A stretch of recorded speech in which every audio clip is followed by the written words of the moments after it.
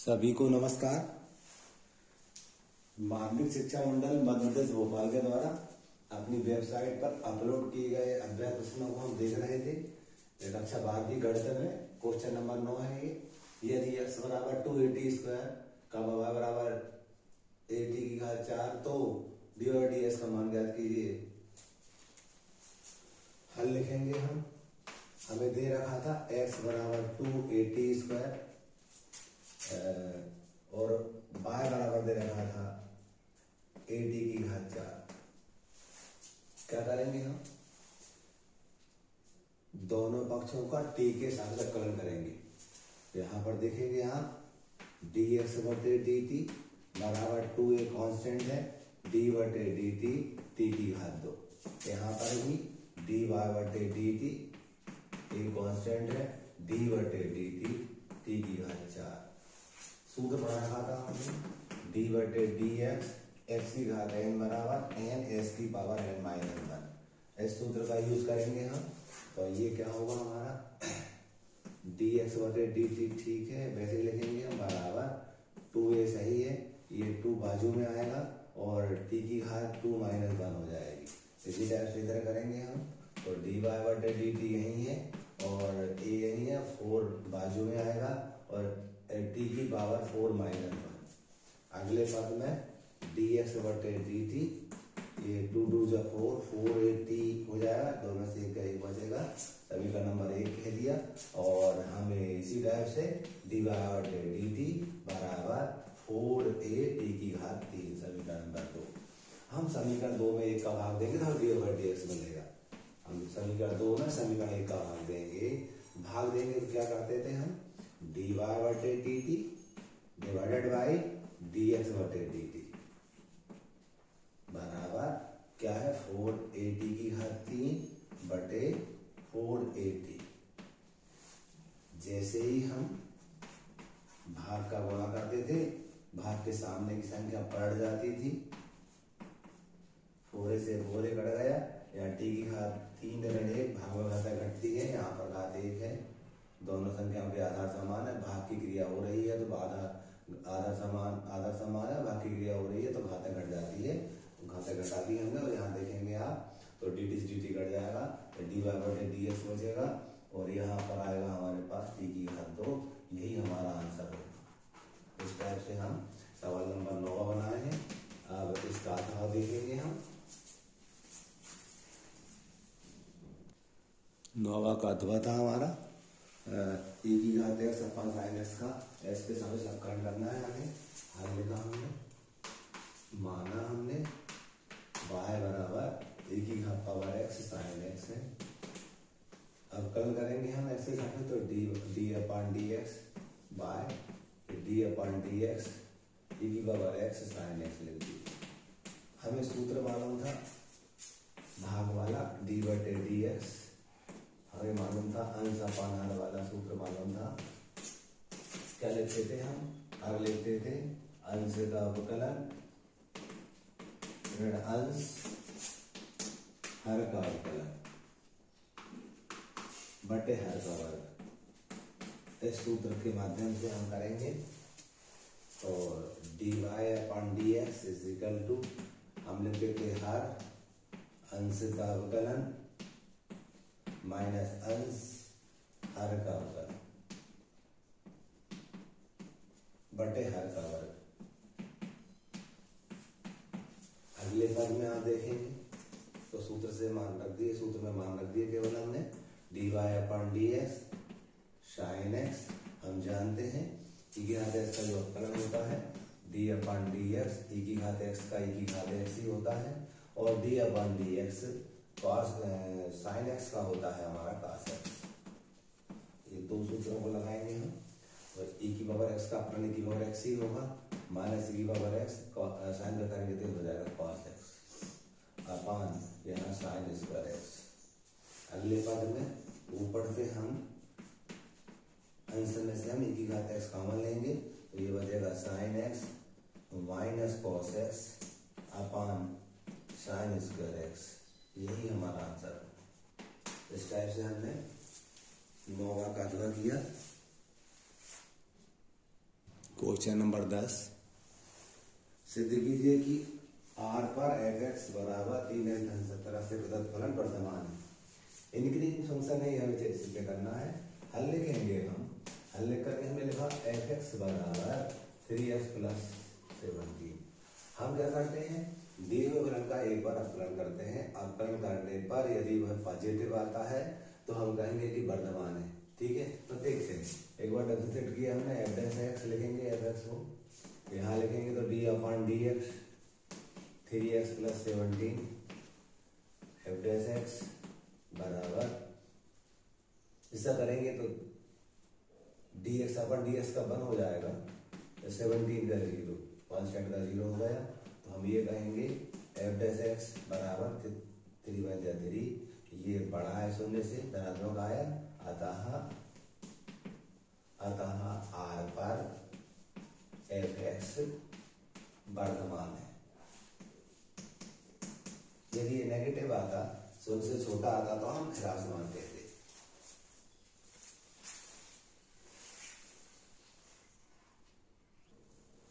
10वां के अथवा में अंतराल ज्ञात कीजिए जिसमें एफ एक्स एक फलन दे रखा है, वो है वर्तमान है।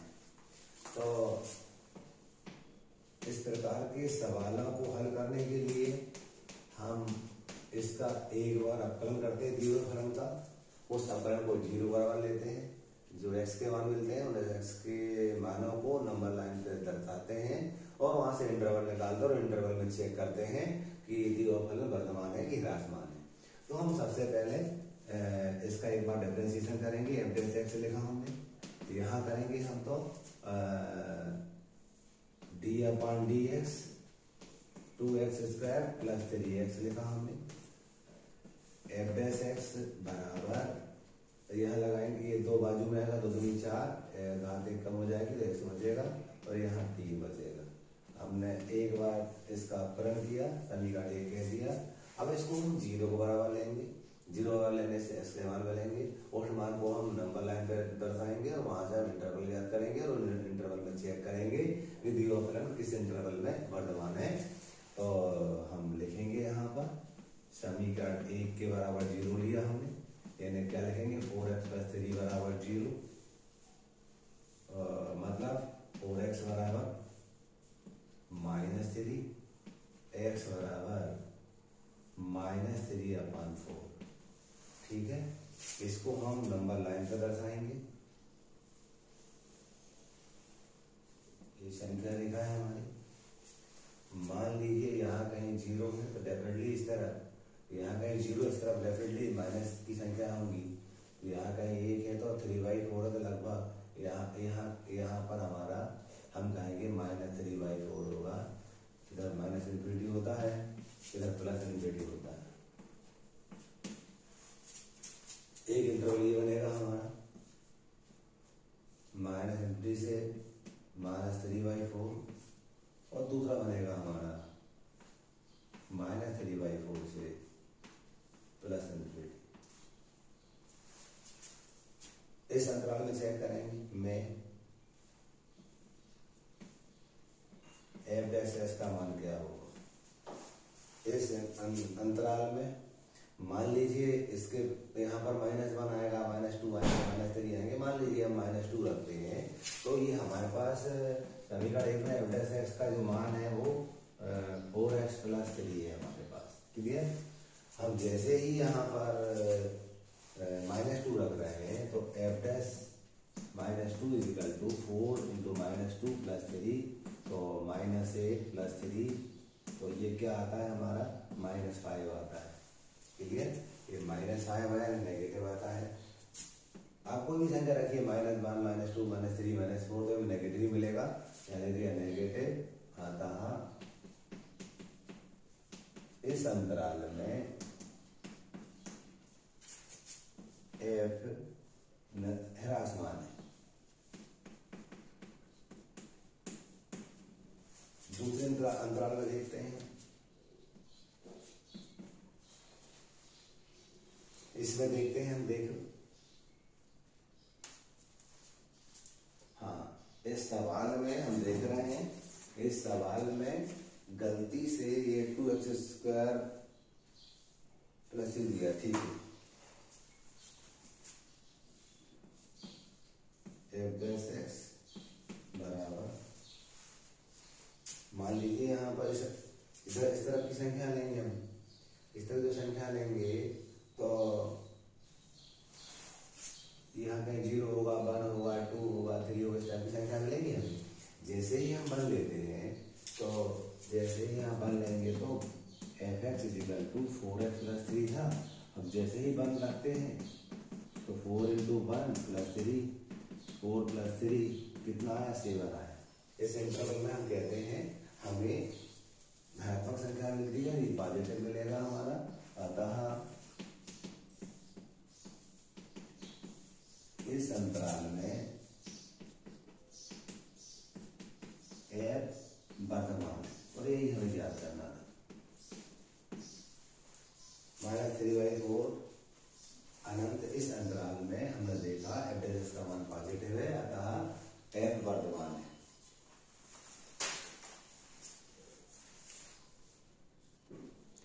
क्वेश्चन नंबर 11 था, एक वृत्त की त्रिज्या समान रूप से 3 सेंटीमीटर प्रति सेकंड की दर से बढ़ रही है। ज्ञात कीजिए वृत्त का क्षेत्रफल किस दर से बढ़ रहा है जबकि त्रिज्या 10 सेंटीमीटर दी है। लिखा हमने, सबसे पहले लिखेंगे दिया है, क्या दिया है, वृत्त की त्रिज्या समान रूप से 3 सेंटीमीटर प्रति सेकंड की दर से बढ़ रही है। हम ऐसा माने कि जो वृत्त की त्रिज्या है, माना वृत्त की त्रिज्या r है, तो हमें क्या दिया है, dr/dt का मान दिया है 3 सेंटीमीटर प्रति सेकंड। इसके बाद और क्या दिया है हमें, r बराबर दिया है हमें 10 सेंटीमीटर। ठीक है, ज्ञात क्या करना है हमें,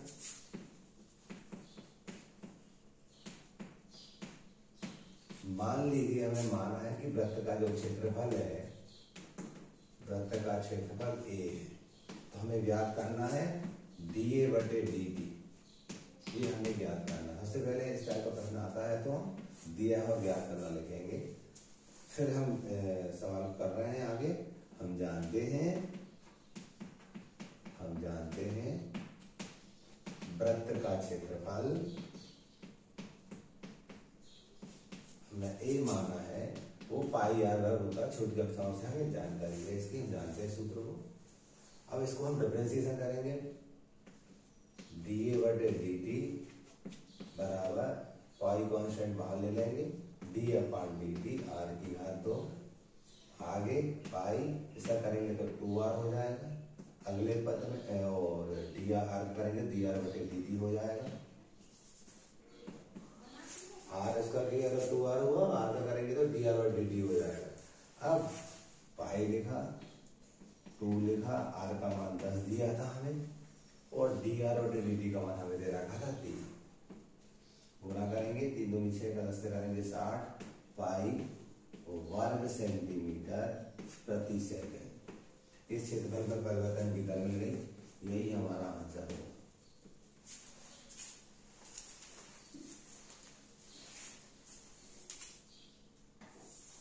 क्वेश्चन नंबर हमारा 11 था, किसी उत्पाद की x इकाइयों के विक्रय से प्राप्त कुल आय rx रुपए में rx बराबर समथिंग से प्राप्त है, सीमांत आय ज्ञात कीजिए जब x बराबर 5 है। हल लिखेंगे हम, जो फलन दिया rx बराबर 3x² प्लस 26x प्लस 15, इसको लिखा।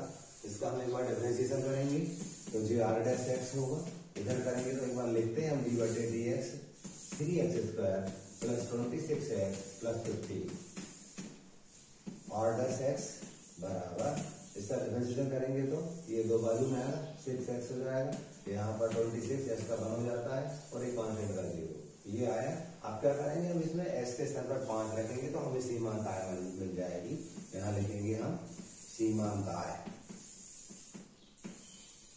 r' 5 रखेंगे इस स्थान पर, तो 6 × 5 26, 6 × 5 = 30 26, जोड़ेंगे तो 56 रुपए, ये हमारा आंसर होगा। इस टाइप से हमने क्वेश्चन नंबर 11 का अथवा बनाया।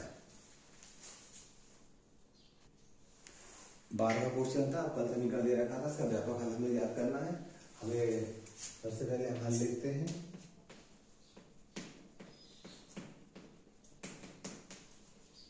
हल लिखा हमने और सवाल को लिख लिया है। अब इस प्रकार के अवकल समीकरणों को हल करने के लिए हम क्या करते थे, देखते थे कि ये चरों के पृथक्करण से हल हो रहा है।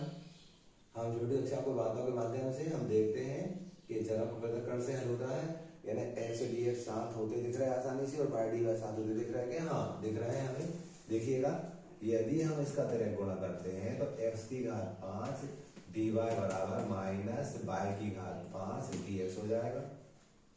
अगले पद में इसको इधर लाएंगे हम और इसको इधर ले जाएंगे तो 1/y की घात 5 dy बराबर ऋण 1/s की घात 5 dx, यानी ये चारों के पृथक्करण से हल होते दिख रहा है।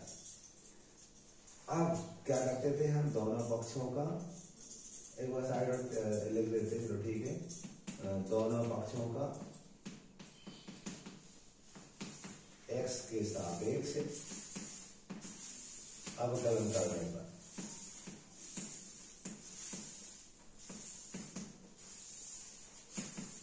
समाकलन करने पर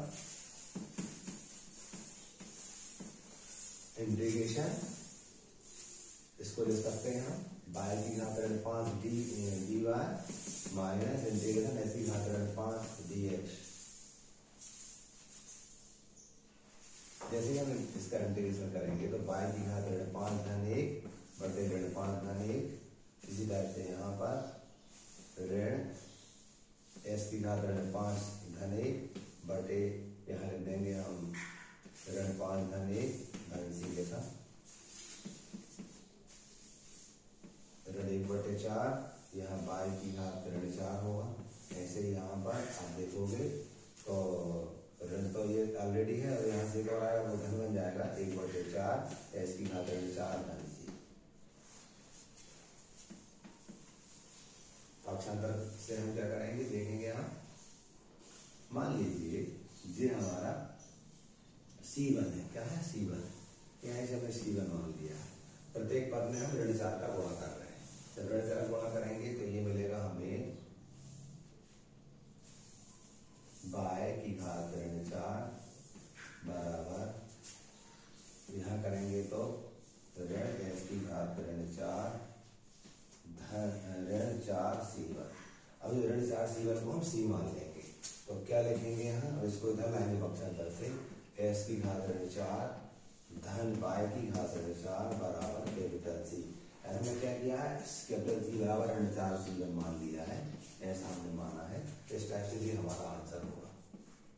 यहाँ क्या किया हमने, ऋण 4 का हमने प्रत्येक पद में गुणा किया, यहाँ गुणा करेंगे तो ये 1 बचेगा धन का, यहाँ पर करेंगे तो ऋण का बचेगा 1, और यहाँ करेंगे ऋण 4 C1। ऋण 4 C1 को हमने क्या C मान लिया है, और अगले पद में पक्षांतर से हमने क्या किया है, इसको इधर ले आए हैं और ऋण 4 C1 को हमने C लिख दिया है। इस टाइप से क्वेश्चन नंबर 12 हमारा हल हो जाता है। क्वेश्चन नंबर 12 का हुआ था आपका समीकरण को हमें इसका व्यापक हल करना है। अभी क्या वैसे इसको भी करेंगे। हल लिखा हमने dy/dx बराबर √4 - y²। हम देख रहे हैं यह आपका समीकरण, यह भी चरों के पृथक्करण से हल होता हुआ दिख रहा है।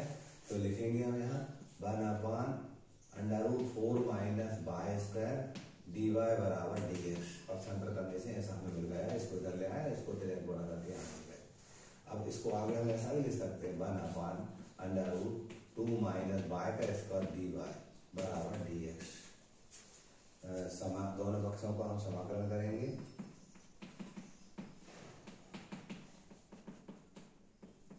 समाकलन करने पर तो देखिएगा इंटीग्रेशन 1/√2² - y² dy बराबर इंटीग्रेशन dx। हमें सूत्र मालूम था इंटीग्रेशन 1/a² x² dx बराबर sin inverse x/a plus c। ये सूत्र मालूम है, इसको लगाएंगे क्या हो जाएगा, ये हमारा sin इनवर्स y/2 1ds का x होगा प्लस c लिख दिया। अगले बार में आप देखेंगे तो y/2 साइन x प्लस सी इसको लिख पाएंगे आप। साइन व्यवस्था हो जाएगा, साइन x प्लस सी हो जाएगा, या हम कह देंगे y/2 साइन x प्लस सी, यही हमारा आंसर होगा। इस टाइप से हमने क्वेश्चन नंबर 12 को बनाया।